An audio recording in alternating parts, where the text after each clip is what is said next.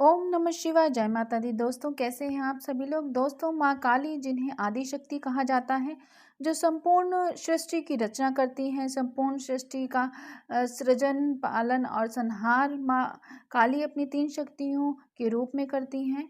दोस्तों, माँ काली के भक्त और पूजा करने वाले जो व्यक्ति होते हैं, उन पर माँ काली कभी भी विपदा नहीं आने देती और माँ अपने भक्तों के कष्टों को ज़रूर दूर करती हैं, उनकी मनोकामनाओं को पूर्ण करती हैं।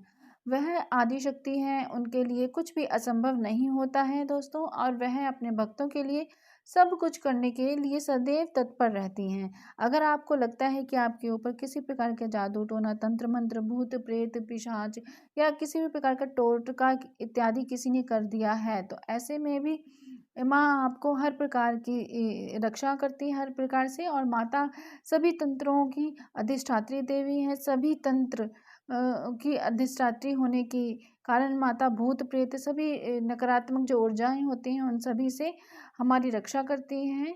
और माँ कभी भी हमें किसी भी कष्ट में हम अगर होते हैं तो हमारी ज़रूर सहायता करती हैं, हमारी सुरक्षा प्रदान करती हैं हमें। इसलिए माँ के भक्त उनके व्रत, उपवास, पूजा पाठ ज़रूर करते हैं। और आज हम इस जो वीडियो है, इसमें माता काली के व्रत कैसे करने हैं, कितने करने हैं, कितनी संख्या में करने हैं, कब से करने हैं, क्या माता को पूजा विधि है, माता के व्रत की पूजा विधि क्या है और किस प्रकार से हमने माता का उद्धापन करना होता है, इस वीडियो में मैं बताऊंगी आपको पूरी जानकारी। आपने वीडियो को स्किप नहीं करना है, आप वीडियो स्किप ना करें और पूरी जानकारी ज़रूर लें आप। और साथ ही वीडियो को लाइक कीजिए, शेयर कीजिए, और चैनल को सब्सक्राइब नहीं किया है तो चैनल सब्सक्राइब करके बेल आइकन को प्रेस कर लीजिए। तो दोस्तों, आज हम बात करने जा रहे हैं माता काली के शनिवार के व्रत। जी हाँ, शनिवार के व्रत, और कुछ मंगलवार के व्रत भी रखते हैं और शुक्रवार के भी व्रत रखते हैं। माता काली की जो दिन होते हैं, मंगलवार और शनिवार का होता है। कुछ लोग शनिवार को भी रखते हैं, मंगलवार को भी रखते हैं और फिर शुक्रवार को भी रखते हैं। माता काली के व्रत शनिवार या मंगलवार कभी भी आप अगर रखना चाहें रख सकते हैं। मंगलवार और शनिवार माता के सबसे ज़्यादा अधिक प्रिय और समर्पित दिन होते हैं। विशेष रूप से शनिवार का जो दिन होता है, वह अधिक मात्रा में लोग इस दिन माता की भक्ति, पूजा अर्चना करते हैं। और हमें व्रत जो करना होता है, वह हमेशा सात्विक करना है। और दोनों में से किसी भी दिन आप चूज़ कर सकते हैं व्रत रखने के लिए। दोनों की ही जो विधि होती है वह लगभग एक ही समान होती है, सेम ही होती है। व्रत जो है, आप अगर रखना चाहते हैं तो आप पहले ही डिसाइड कर लीजिए कि आपने शनिवार के रखने हैं या मंगलवार के रखने हैं। किसी भी महीने की शुक्ल पक्ष के शनिवार या मंगलवार को आप व्रत आरंभ कर सकते हैं। याद रखिए कि जो पौष का महीना होता है दोस्तों, उसमें कोई भी व्रत हमें आरंभ नहीं करना होता है। इसे छोड़कर, इस पौष के महीने को छोड़कर किसी भी महीने को आप व्रत आरंभ कर सकते हैं। और सबसे शुभ समय जो है वह नवरात्रि का समय होता है। गुप्त नवरात्रि हो गई या चैत्र नवरात्रि, चैत्र का महीना, अश्विन का महीना हो गया, और आषाढ़ का महीना हो गया, माघ महीना हो गया, भाद्रपद मास भी माँ काली को बहुत ही ज़्यादा प्रिय है।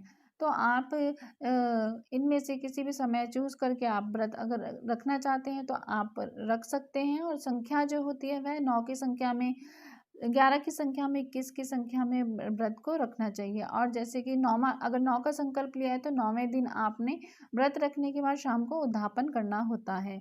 चलिए बात करते हैं व्रत की विधि क्या होती है। व्रत में हमने सभी व्रतों में वैसे तो ब्रह्म मुहूर्त में उठना होता है, और इस दिन हमें ब्रह्म मुहूर्त में उठना है और जल्दी उठकर स्नान आदि करना है। स्नान पवित्र गंगा जल को बाल्टी में डालने के बाद गंगा जल से ही स्नान कीजिए। और वस्त्र जो है वह शुद्ध स्वच्छ वस्त्रों को धारण करना है। लाल रंग के वस्त्र धारण कीजिए।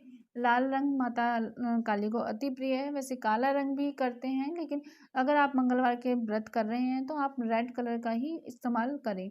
और मंगलवार हो या शनिवार हो, दोनों दिन आप रेड कलर का इस्तेमाल कर सकते हैं। वहीं कहीं कुछ लोग सैटरडे को जो काले रंग के जो वस्त्र होते हैं वह भी इस्तेमाल करते हैं, बट मैं आपको बस नहीं बोलूँगी कि आप रेड कलर के ही कपड़ों का प्रयोग करें। आपने क्या करना है, नहाने धोने के बाद आपने कपड़े धारण कर लिए। इसके बाद आपने उत्तर पूर्व दिशा में एक चौकी की स्थापना करनी है और उसका ऊपर आप रेड कलर का कपड़ा बिछाइए। बिछाने के बाद माता की आपने मूर्ति स्थापित करनी है। नीचे अक्षत रख लीजिए, हल्दी में रंग लीजिए या कुमकुम में रंग लीजिए वह अक्षत, और अक्षत को आपने चौकी पर रखना है। उसके बाद आपने जो मूर्ति या तस्वीर है माता की वह आपने स्थापित करनी है। स्थापित करने के बाद आपने वहाँ गौरी गणेश जी को भी स्थापित करना है साइड पर, वहीं पर, और वहाँ पे साइड पर आपने जो मूर्ति रखी है उसके राइट साइड पे आपने कलश की स्थापना भी करनी है। जी हाँ, कलश स्थापना ज़रूरी होती है हर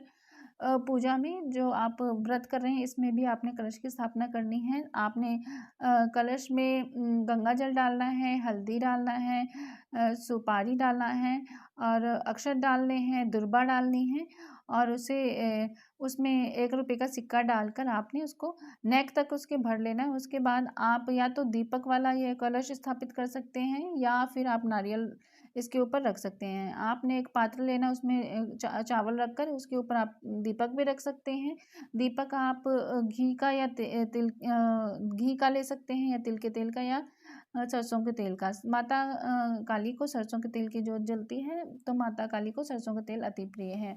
आप नारियल भी रख सकते हैं इस कलश के ऊपर और अपनी इच्छा के अनुसार दीपक का भी कलश आप प्रज्वलित कर सकते हैं। उसके बाद आपने स्थापना कर ली है कलश की, आपने पूजन स्टार्ट करना है। आपने गणेश जी की पूजा करनी है सबसे पहले, और गौरी गणेश जी की पूजा करने के बाद भगवान शिव की, जी हाँ, महादेव की पूजा आपने सबसे पहले करनी है। गणेश गौरी जी के बाद माता की पूजा करने से पहले आपने शिव जी की पूजा करनी है, क्योंकि जो शिव भगवान होते हैं वह माता काली की जो ऊर्जा होती है उसे कंट्रोल में रखते हैं। उसे एक तरीके से हम कह सकते हैं कि महादेव काली माता की जो ऊर्जा होती है उसे संभाल कर रखते हैं, और महाकाली जी का जो आधार है वह महादेव जी हैं। तो हमें हमने ऐसे करना है। देखिए, जो आपने कलश जो रखा है उस पर मौली अवश्य लपेट लीजिए और नारियल पर भी चुन्नी या मौली अवश्य लपेट लीजिए और कलश पर स्वास्तिक का चिन्ह ज़रूर बनाइए, और यह अति आवश्यक होता है। आगे बात करते हैं। देखिए, पूर्व दिशा में आपका फेस होना चाहिए जब आप बैठें पूजा के लिए, या तो उत्तर दिशा में आपका फेस हो या पूर्व दिशा में आपका फेस हो। और जो भी माँ काली की प्रतिमा आप स्थापित करेंगे वह बहुत ही ज़्यादा सौम्य होनी चाहिए, सरल मुद्रा में होनी चाहिए। माँ की जो प्रतिमा है वह स्थापित करनी है आपने, आप यह ध्यान रखें कि सौम्य हो और सात्विक लगे, देख कर बहुत ही ज़्यादा आपका मन प्रसन्न हो। इस प्रकार की आप अच्छी सी माता की सौम्य रूप की आप मूर्ति या फोटो की वहाँ स्थापना कर सकते हैं। और जो लोग कहते हैं कि घर में माता काली की फोटो नहीं रखनी चाहिए, घर में माता काली की मूर्ति नहीं रखनी चाहिए, आप ऐसे लोगों की बातों को बिल्कुल भी ध्यान ना दें। ऐसी बातों की पर आवश्यकता नहीं है ध्यान देने की, और आपने उनकी बात बिल्कुल भी नहीं सुननी है। जितना भयानक माता आपको अपने दुष्टों को दिखाई देती हैं, हाँ दोस्तों, जो दुष्ट लोग होते हैं उन्हें माता भयानक दिखाई देती हैं। जितनी भयानक माता अपने दुष्टों को दिखाई देती हैं उतनी ही दयालु और प्यारी अपने भक्तों को दिखाई देती हैं। आप उन्हें माँ मानकर पूजा अर्चना करें। आप अपनी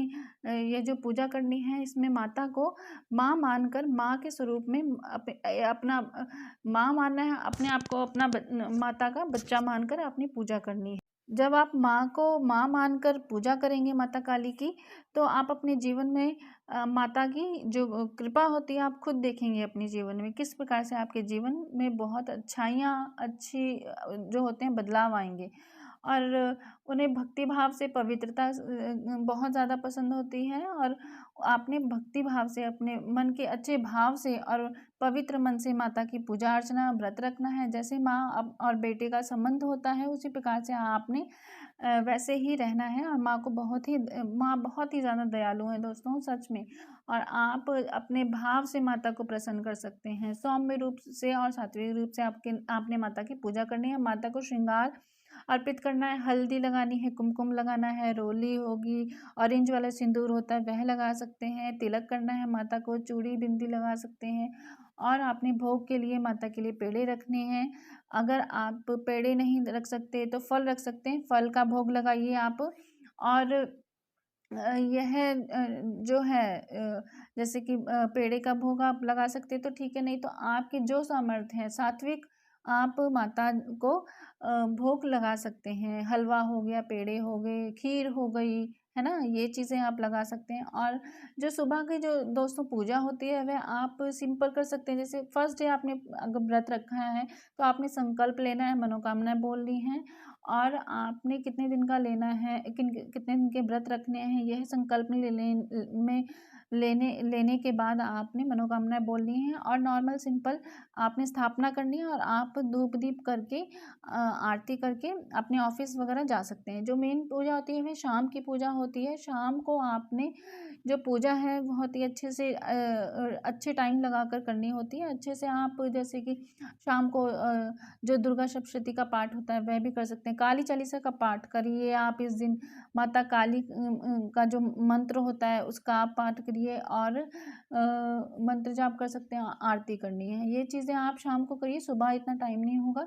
और शाम की जो पूजा होती है वह विशेष ही स्थान रखती है, इसका बहुत महत्व होता है। और शाम की जो पूजा करेंगे आप, काली चालीसा करेंगे, काली माता का मंत्र करेंगे, आरती करेंगे, और व्रत की कथा जो होती है शाम के समय आपने अवश्य करनी है। शाम के समय की जो पूजा है मैं फिर बता रही हूँ, यह आपने शाम की पूजा में ही व्रत की कथा करनी है, सुबह करने की आवश्यकता नहीं है।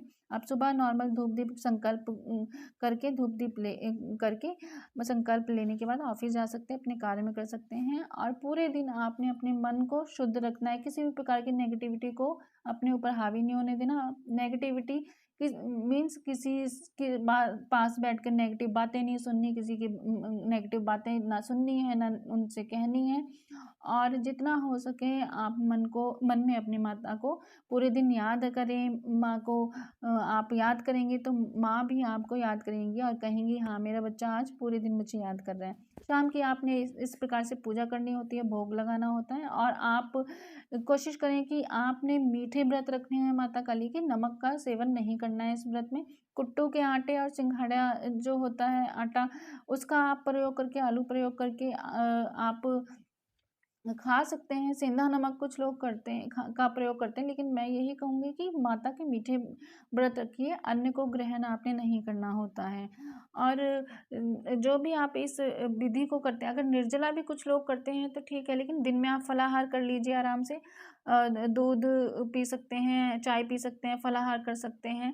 शाम को पूजा के बाद आप कुछ भी मीठा खाना, अन्न को छोड़कर मीठा जो भी आप खा सकें वह खा सकते हैं।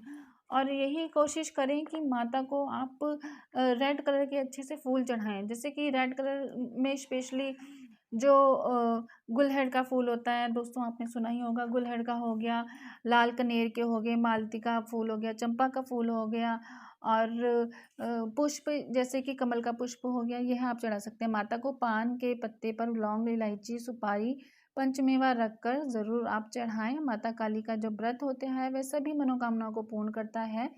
और आपने जब उद्यापन करना है, 9वें दिन 9 व्रत रखें, उद्यापन जिस दिन करना है उस दिन आपने 9 कन्याओं को अपने घर में बुलाना है। उनको गिफ्ट रूप में जैसे चुनरी दे दी है, और हो सके तो जैसे कि चूड़ियाँ दे दी। इस प्रकार से आपने छोले पूड़ी का भोग लगा के उन कंजकाओं को बिठाना है, अपने घर में बुलाना है और कंजकाओं का पूजन करना है। उसके बाद आपने एक छोटा सा हवन कर लीजिए, उसमें 11 या 21 की या 108 की संख्या में आहुतियाँ दे सकते हैं आप। और इसमें आप जैसे मैं बता चुकी हूँ, पान के पत्ते पर रखकर लौंग, इलायची, सुपारी, पंचमेवा रखकर ज़रूर आप माता को चढ़ाएं। इस प्रकार से आप सरल विधि से आप पूजा अर्चना कर सकते हैं, व्रत रख सकते हैं। और जब भी आप व्रत रखें तो आप पूर्ण श्रद्धा आस्था के साथ रखें और विश्वास के साथ रखें, और तभी माता को अपने माँ मान के आप करेंगे। पूर्ण समर्पण के साथ आप व्रत रखिए तो माता आपकी मनोकामना ज़रूर पूरी करेंगी, माता की कृपा ज़रूर होती है। ऐसे वीडियो अच्छी लगे लाइक कीजिए, शेयर कीजिए अपनों के साथ, चैनल को सब्सक्राइब